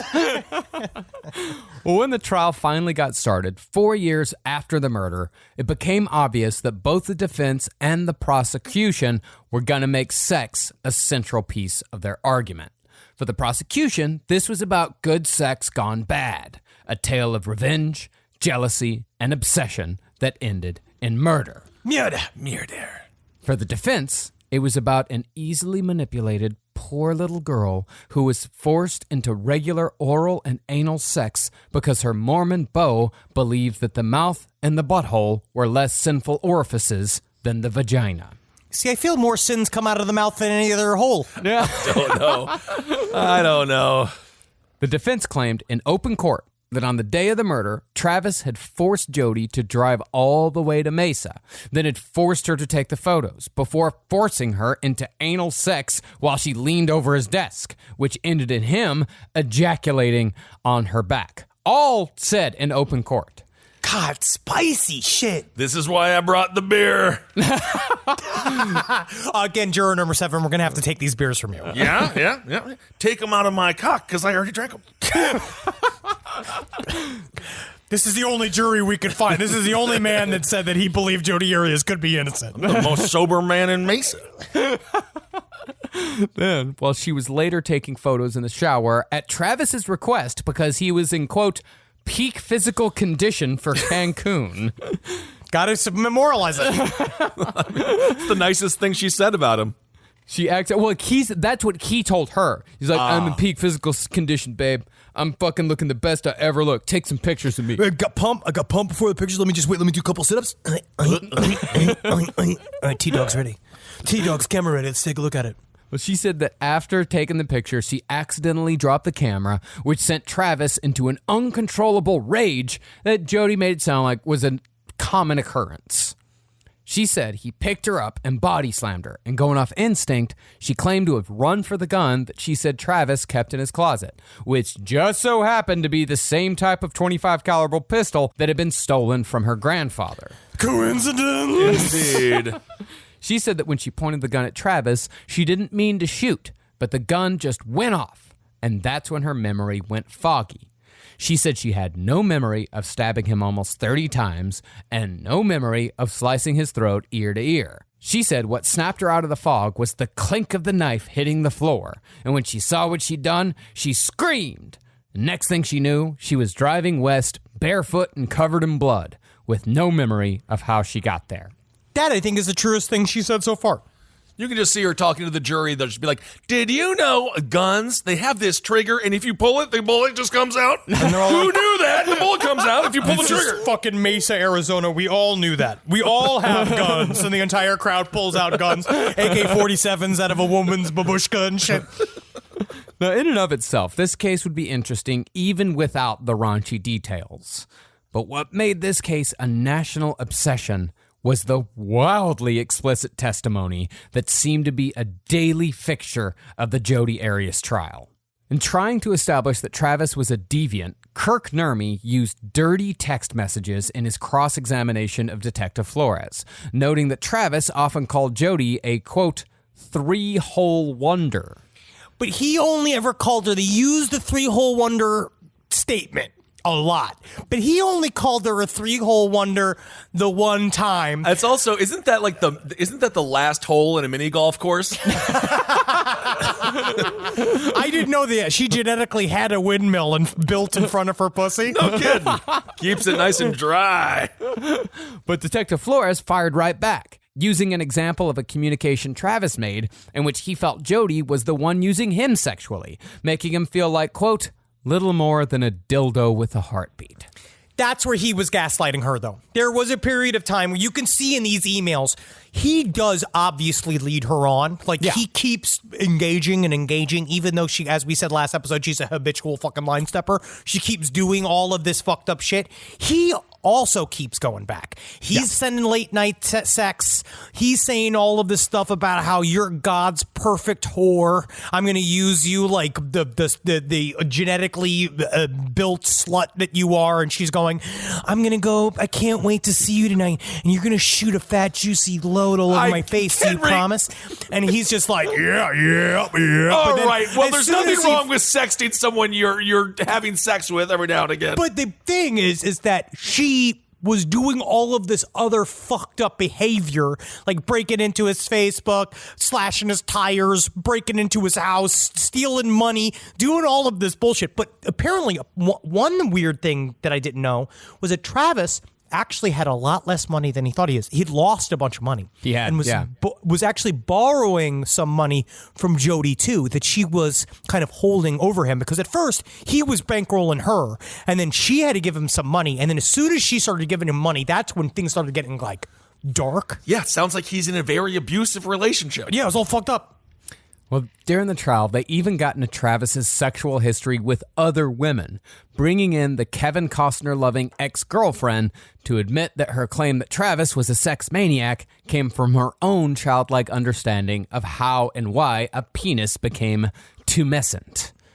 Because you had Juan Martinez up there going, it's like, now, you didn't understand how a penis becomes tumescent, gets big, gets real big. Gets big. Yeah, and Tiny Attorney, because it's like, imagine my penis is about half as tall as I am, so looking at a foot and a half. Uh-huh. And she went, it does get big. It does, and it's like a rageful big. What I don't like about a penis is that, why can't it just be small? Why does it always have to get so big? And you're like, sometimes it doesn't get that big. These people are very immature in many ways, it seems. Oh, well, they live in the Mormon bubble. You know, yeah, of course. That's something that is very, very real, that a lot of these Mormons live in they live in a world outside of the one that we live in. You know, right. it's very innocent, it's very safe, but it's not real. Air quotes, because that's the problem, is that what you find out is that when you create a constant fake exterior of bland normalcy that often serves as a smokescreen for abuse and all of this other bullshit within the world of the Mormon community. So that's the lack of sex education within the community becomes weaponized. If there's a way for it to do, because then what you do is when you have people that are willfully manipulating the rules on their own because they maybe have higher standings within the church. You look at this poor woman thought that Travis could just make his hard penis go away. I heard it was full of Skittles. Oh, taste the rainbow. Ooh. The piece de resistance of the whole trial, though, was the fact that Jodi Arias herself testified in her own defense, which rarely happens even in trials dealing with much smaller offenses, much less trials involving a fucking capital murder charge. You never put a capital murder suspect on the fucking stand. You're putting a murderer in a chair in front of everybody, and then you wonder how it's going to work out. An accused murderer. But she was already saying she did it. Yeah, the defense was that she was a murderer, but she murdered for good reason. Big if true. Did she drop any of that? She did. You got to drop some big if trues. She did do that. Well, that's big if true. Yeah. Well, It is true. Yeah. That's why it's big. Are we still talking about boners? I have to go. I hate the word tumescent. Oh, I hate it. Oh, no. My magic underwears are getting all wet. Well, Jodi insisted that she had to tell her story her way. So she spent a nearly unprecedented 18 days on the stand, smearing Travis and listing every sexual thing they ever did while framing all of it in the most criminal light possible. Just the constant cuts to Travis Alexander's parents as they just try to be stone-faced. As she's like, and that was the second time we had anal sex. And I knew that he enjoyed it because of his groans and his grunts on me. And then some of his ejaculations were just, the only way I would describe it, were just so ropey that I felt like I was a toaster strudel. Yeah. Well, I'm just so happy you're taking the stand there, Jodi. Juror number 7, can you stop masturbating, please? Oh, I'm sorry. I was just listening. Thank you. But what I loved was she has her whole beginning layout where Kirk Nurmi and her are telling her whole story. Then Juan Martinez comes out, tiny lawyer, so upset. The first thing he does is he shows a picture, and he's just like, let me ask you, Miss Arias, is this a picture of you and your dumb sister? And she's like, what? And she's like, your dumb sister. And she's like, what are you saying to me? You yourself, you categorized your own sister as dumb, didn't you? In this email where you said, oh, I'm off doing this trip with my dumb sister. So wouldn't you concur that this is your dumb sister? He comes in fucking hard. And she's the most obnoxious person on the fucking What about the sister that's just sitting there? I don't firmly understand how people can sit. Like, I feel so bad for Travis's parents. Yeah. I don't think that I could sit there. I really, like, you watch Try those to videos. watch it. You should try to sit and watch I watched some of it on Watching YouTube. 3 hours total, I was like, my eyeballs are gonna fall out of my fucking head. I don't see how. I mean, you see those videos sometimes, especially if like a pedophile or something is being charged and the parents are there. Like, I get it when they jump over the fucking shit I would flip and out. start like going nuts. Yeah, and, I'd like, flip out. I don't know if I could. Honestly, I don't think I could sit there for 18 days and watch this chick who I know killed my son. No, I'd flip out. Well, the story Jodi told was that she'd been put upon sexually from the very beginning, from the moment Travis met her at a Starbucks, gave her a copy of the Book of Mormon, and followed it up with a request for oral sex. Damn. In her version of the relationship, Travis forced her into anal sex the day of her baptism because only traditional intercourse was a sin. Which we've learned that is not true. Apparently not. After that, it was sex on the hood of the car, sex with Travis while he wore designer suits, and sex with Jodi dressed as a schoolgirl. All of which probably happened. Sure.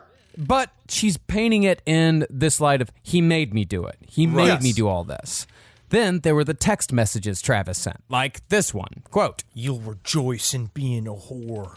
That sole purpose in life is to be mine, to have animalistic sex with, and to please me in any way I desire. Yeah, can we have sex like lemurs? I've always wanted to have sex like a lemur. How do they have sex?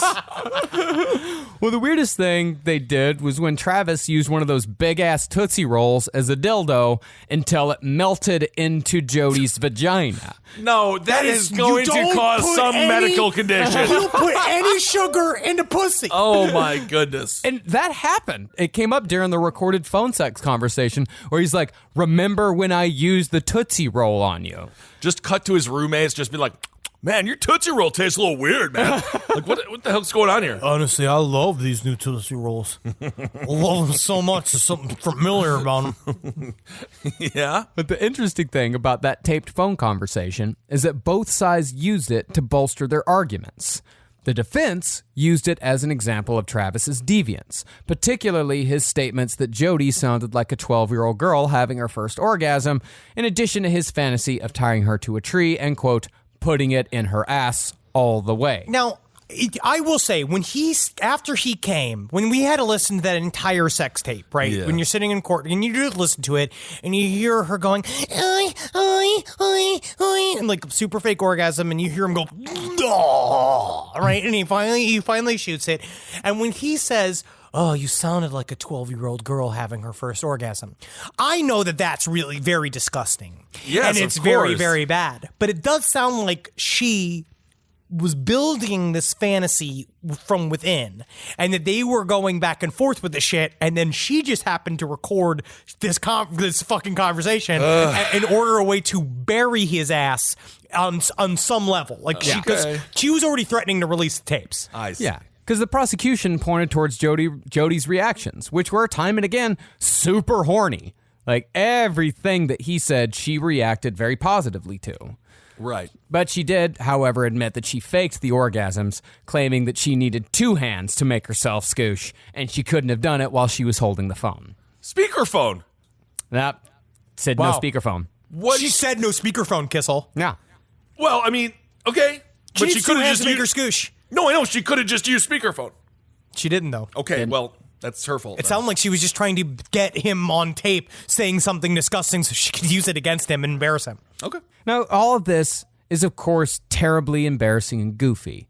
But the vast majority of sex had by most people is embarrassing and goofy when looked at from the outside, which is exactly why sex is usually a private and vulnerable affair. I never want to hear any recording of the words I make before I ejaculate. I don't want to ever hear what those words are because it's just going, me, mine, my, oh, you, yummy, yummy. Like, I don't want to hear any of that really? shit. That's what you do? I don't know what I say. I black out. But Jodi took that vulnerability that Travis had showed being goofy and embarrassing, and she used it for evil purpose, calling him not only deviant, but physically abusive as well, further claiming that he at times body slammed her, kicked her, and broke her finger. Now, Kirk Nurmi did try as hard as he could to get the pedophile letters admitted, but they were so obviously fake that the National Enquirer, the trashiest paper in the world, didn't take the bait when the letters were leaked. Are you kidding? The National Enquirer didn't do this? They put on the front page that Ted Cruz's father killed Kennedy. And they didn't take this? Responsible journalists. Well, and someone had to tell the truth for once. Well, instead of running a headline about Jodi's pedophile nightmare, they ran the truth, that Jodi had desperately tried to paint her former lover as a pedophile in an attempt to scam her freedom. Wow. And of course, when the pedophile letters weren't admitted, Jodi couldn't help but make up a story on the stand about walking in on Travis masturbating to a picture of a little boy wearing only underwear. Although it was obvious by this point that nobody was buying her line of bullshit. Well, especially because Tiny Attorney Juan Martinez, when he was going through her journal, he showed that on that day that this big, huge thing that was the worst thing she'd ever experienced and she didn't ever recover for, there was a text conversation that was incredibly boring about them trading cars. So this is, again, they've been broken up for years, and they were broken up for almost a year, and she was still, like, getting rides from him, and it was this really mundane, like, exchange where it's like, but I thought I was going to pick you up. Nah, I was going to have the car and you made me easy go to work. Augusta just got my buzz calm. And then it was a journal entry that said, literally nothing of note today. I had to refuse 4 dates from men. And so it never said anything about this bombshell. I caught Travis masturbating to pictures of little boys. You'd think she would mention that if she mentions every little detail. Well, especially because after she died, she had put fake entries in her own diary as evidence. She had already put, like, in the moments that when she died, she wrote an entry, like with the email and the voicemail, that was like, I hope Travis and I can work it out one day. I know that it is this whole like fantasy that she was like, I wonder where Travis has been. I haven't seen him in a couple of days, and it's not like Travis to not answer my texts. I'm thinking this chick is crazy. That's what I'm starting to think she's nuts. I'm starting to think this chick is a little bit crazy. I just want to interview whoever you date next. I legitimately just want to interview him. We should all be able to sit in a room with that person and deal and just see. I want to cross-examine. No, if I ever start dating again, I'll make sure that you have to come on the date with me first. Yeah, and I'll sit there and I'll have a briefcase chained to with a handcuff to my list. You won't know what it is, and I'll say it's my documents. And then I'm gonna put a sensor on her fingertip to see where her blood pressure goes. Very good. But even though no one was buying the pedophile line, Nurmi continued to reach, to the point where he made perfectly innocent YouTube videos sound dirty by saying the title of the video out of context. For example, Travis loved 2 videos in particular, called Daft Hands Double Speed Faster Better and Drunk Daft Punk Hard Body Faster Stronger. Yep, pedophile. I don't think that proves it, but okay. Now, taken out of context, these videos can sound weird and scary to a bunch of squares sitting on an Arizona jury, especially in 2008 when YouTube was not the ubiquitous media giant that it is now. Right. But in reality, these were just a bunch of videos from an innocent early YouTube fad in which people wrote the lyrics to Daft Punk's Harder, Better, Faster, Stronger on their bodies and displayed the lyrics to match the singing. It's fun hand stuff. Yeah, it's just totally fine. I completely remember that too. Like, it sounds dumb. It's no. I mean, I remember it was kind of cool. It's creative, but it's one of those like little YouTube holes that you watch in order to go to sleep. It's like me with just watching my same Norm Macdonald and Bill Burr clips that I watch in order to go to sleep when I'm in hotel rooms. Yeah, but Kirk Nurmi made it sound like, look at the deviant things that this man looks at on his free time.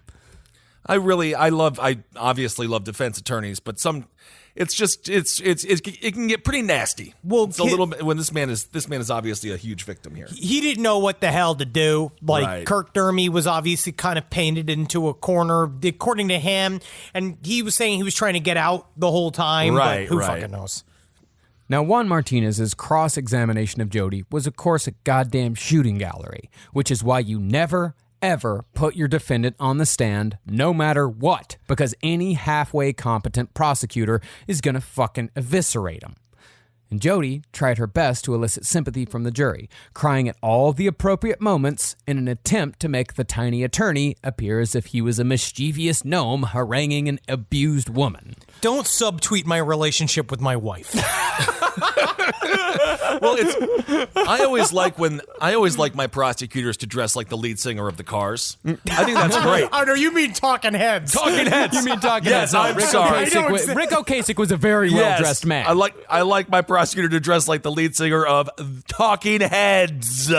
Multiple Talking Heads. It's weird that I knew what you were talking about, though. Yeah, well. But he just goes at her, and she is one person when Wormy Nermy is in front of her. And you also notice she shifts the bangs for the trial, which helps her hide. And Is I really it do like believe it. over the top with Sylvester Stallone when he takes his hat and he puts it backwards and then he's ready to arm wrestle? It's exactly the same. Oh, my goodness. She's had the bangs on, which are like little drapes with and it covers up whatever is going on behind the eyes or what she's going to do. She does the same hand over the face going every single time that he says something that's remotely too over the line for her.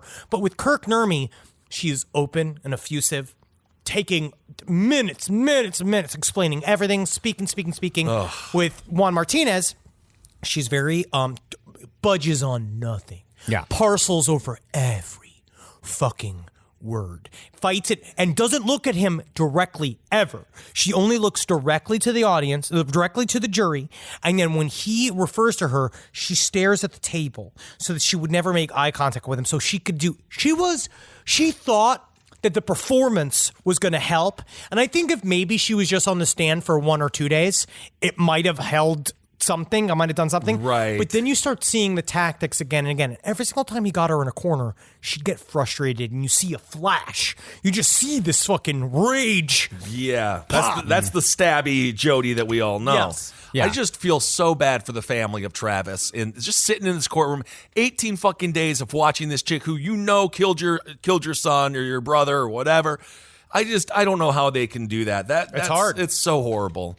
Yeah. And then not to mention literally just it being trampled all over, your son being trampled all over by media 24/7 who are making millions of dollars off it, not to be hypocritical because we do a true crime show. Yes. But like the way that the media covered it was just fucking disgusting. It's salacious and they were into it and people wanted it. And especially after Casey Anthony. So this was after her trial. So I think that I'm almost certain that Jodi was watching her trial from jail and was trying to mirror the same tactics that she did.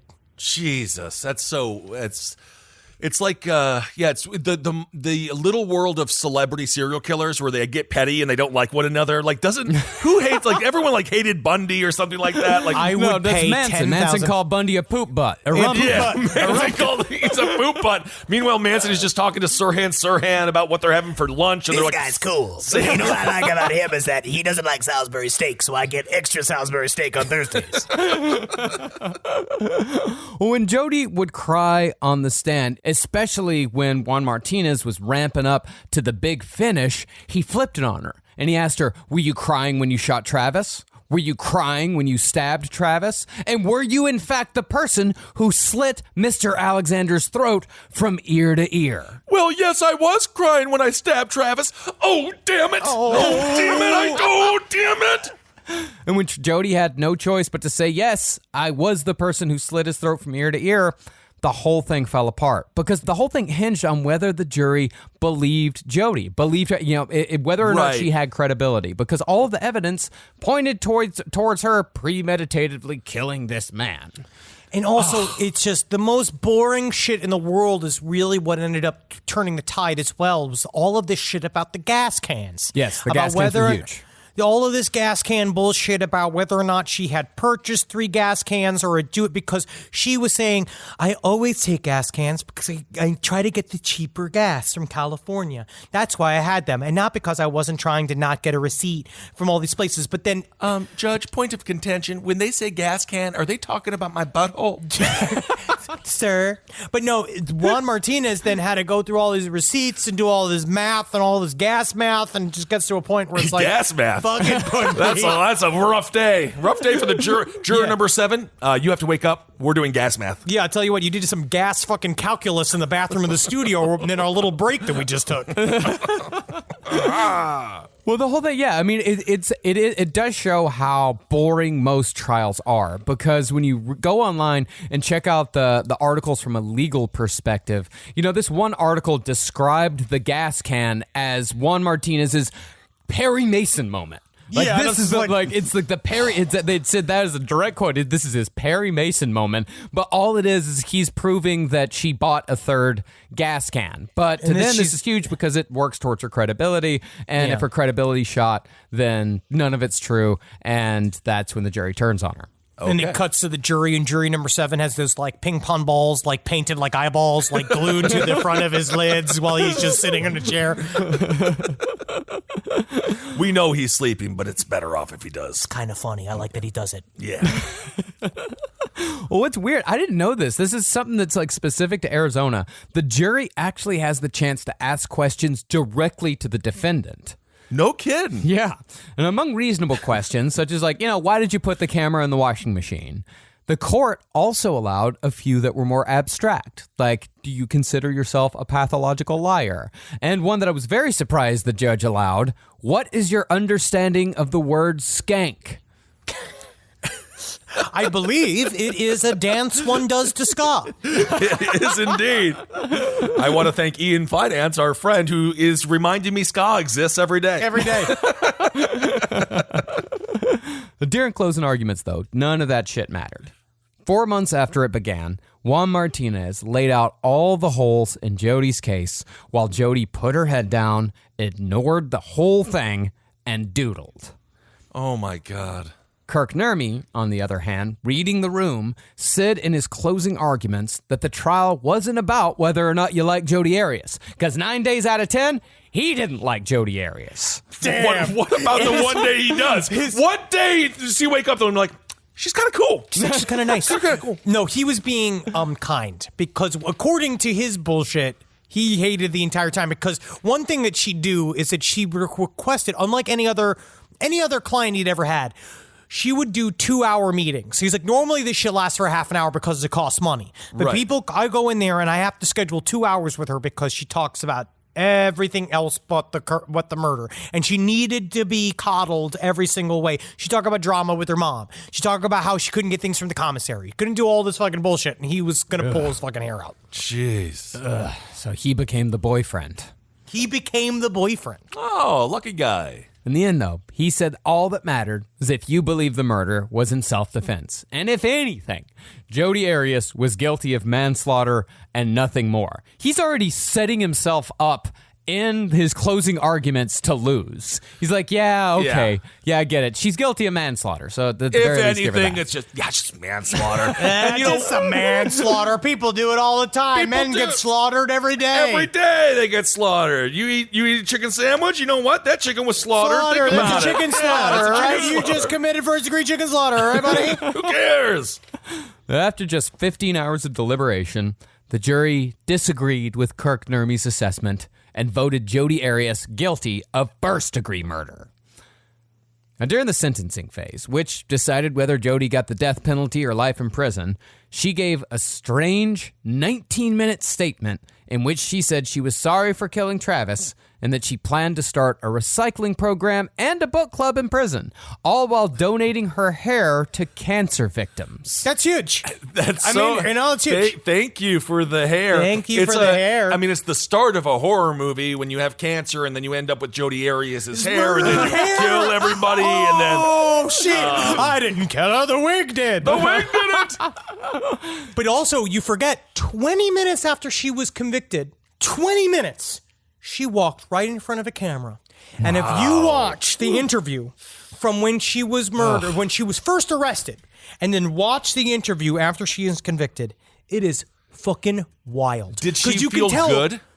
It's Or weird. like a weight was off of her shoulders? Absolutely not. She was trying to be on the stump again, but you can actually see it's something else. It's something about the attention, and it's something outside of the trial, because then she gets to go and these people are fawning over her again. She's not getting torn apart by Juan Martinez. She's not looking at the dead-eyed 12 jurors that fucking hate her. Right. She's not dealing with the defense attorney that hates her. She's not dealing with the judge that's sick of her shit and looking at all the murderers' families. She gets to sit in front of her, a softball reporter, after you just got convicted, who's like, "Are you sorry?" And she's just like, "Sorry is a word that's got 5 letters. You know what else has 5 letters is shame.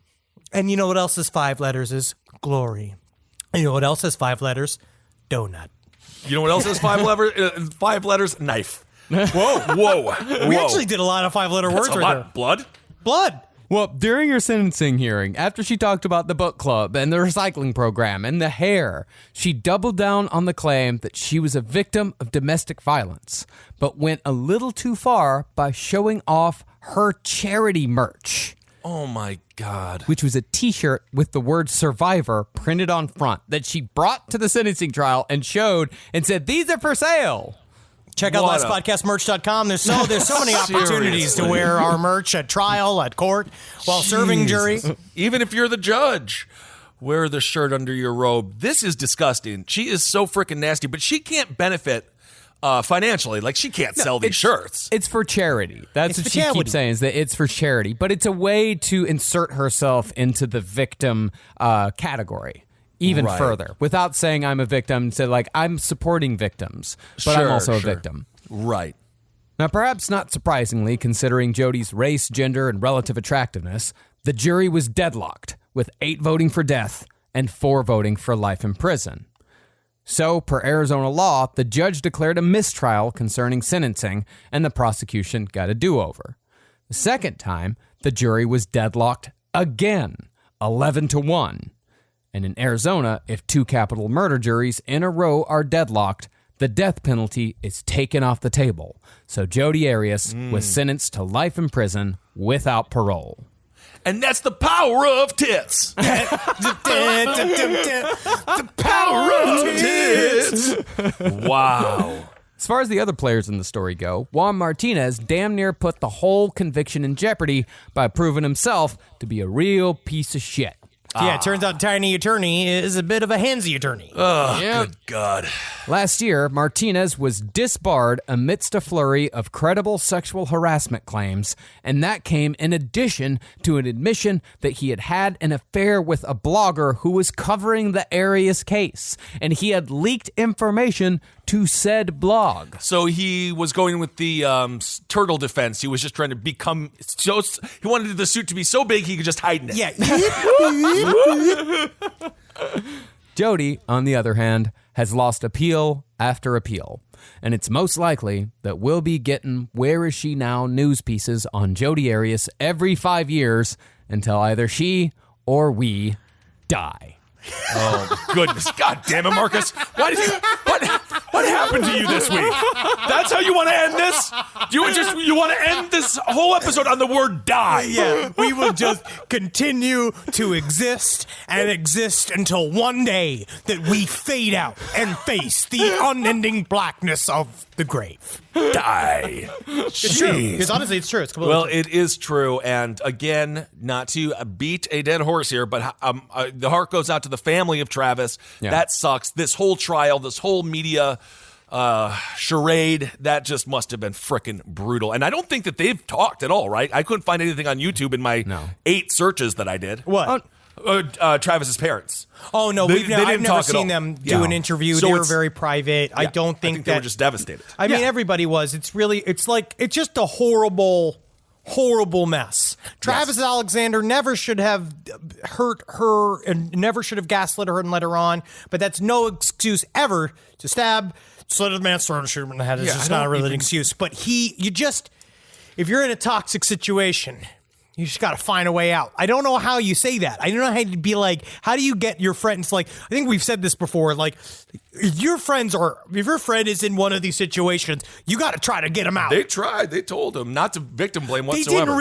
They didn't really though. No. Everybody belittled the entire situation because, and I think a lot of it's got to do with the weird Mormonism thought patterns. It's so much easier not to kill someone.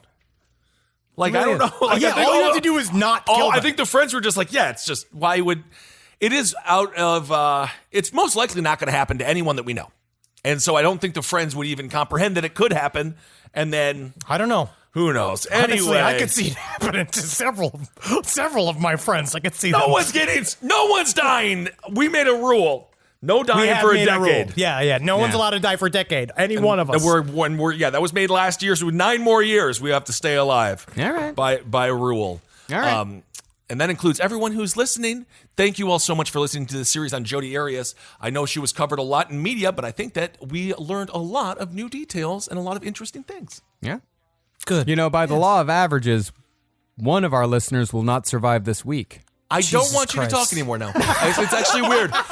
You are in free speech jail just for being sad. Hey, welcome, man. We're bunkmates. Yeah, you guys are bunkmates. Look, I'm lonely. I don't have any friends anymore, but I wrote a journal of my own shit, Marcus. Hell yeah. Marcus is just scratching the word die into his arm. All right. No, it's death. It's not die, it's death. It's an obsession with death that is developed this year. Cool. That's just so healthy, Marcus. Hey, I mean, at least he's saying it out loud. At least he is. That matters. All right, everyone. Well, thank you so much for listening. Hope you're hanging in there. It does seem weird to plug merch at this point, so I already did it. You already did it. In a perfectly placed position. So thank you all so much for listening. Hope everyone is hanging in there and surviving the best you can. We shall get through this, and we will be on the road in Omaha. Don't you fucking this do next this. Sunday. We are playing the street corner. One day at a time, sweet Jesus, that's all I'm asking of you. Oh, you're better than Jodi Arias. We got to get through this one day at a time, so. Hail yourselves, everyone. Hail Satan. Go game. Magustalations. Give a hell me if you can afford it. They can afford it. If we got an extra hell, it's out here. The nice thing about hailing someone is it's free to do. It is. Unless we finally copyright it. Unfortunately. No, we're never going to do that. No, I think the word hail has been copywritten by a whole other group of people. Oh, that's with an E. This show is made possible by listeners like you. Thanks to our ad sponsors. You can support our shows by supporting them. For more shows like the one you just listened to, go to lastpodcastnetwork.com.